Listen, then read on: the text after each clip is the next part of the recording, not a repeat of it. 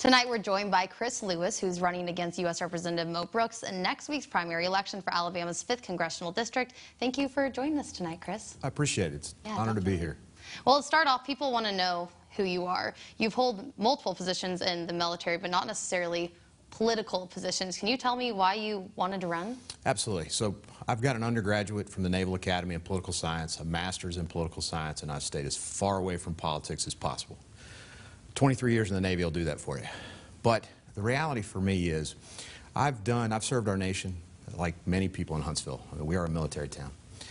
And in serving our nation, we need representation. We're expecting representation that has the ability to work together to actually solve challenges. And what I've seen, and I made this realization about a year ago, what I've seen is that we have representation that, for all good intents and purposes, has failed to solve the issues. Right? They get little things done, but we still have border issues, immigration issues, mental health issues. We have all of these things, yet we can't seem to accomplish anything with them. That's not the representation I'm looking for. I'm looking for positive representation that takes our morals and values, goes to D.C., and works to show what we bring in a positive light. And realizes there's 435 people in the U.S. House of Representatives, and guess what? You have to sit down and work with them. I don't just want to hear excuses about, I can't work with the other side. Well, veterans have. There's 78 veterans in the U.S. House of Representatives, and a good majority have established veterans caucuses. They're working across the party lines right now to solve our issues. Why? Because we've done that all of our lives, right? When we are in the military, we serve the nation. We do what the nation's bidding.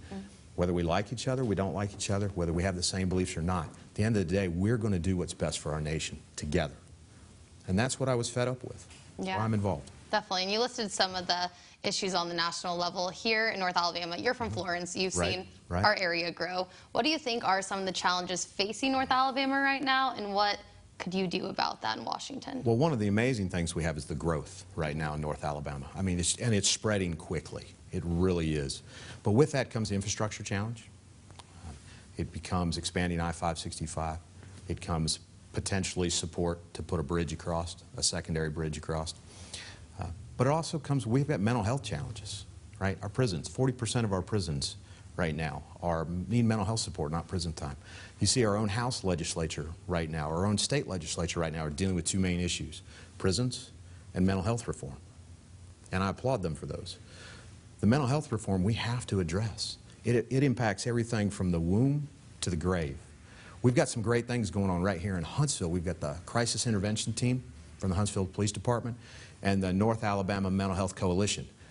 That's a group of people from Madison County, Huntsville, and they're expanding that out, that are focused on the core root cause of a lot of our problems in our nation. And we need to continue that expansion. And where the federal government can be involved in that, they should be involved. Yeah, and so mental health is definitely one of your issues you've talked about, and it's on your website as well. What are some of your other priorities if you are elected? So the biggest priority for me is the realization that, and I'll go back to our first comments, the realization that you have to work with people. Yeah. You don't have a choice. You have to work with people to solve issues.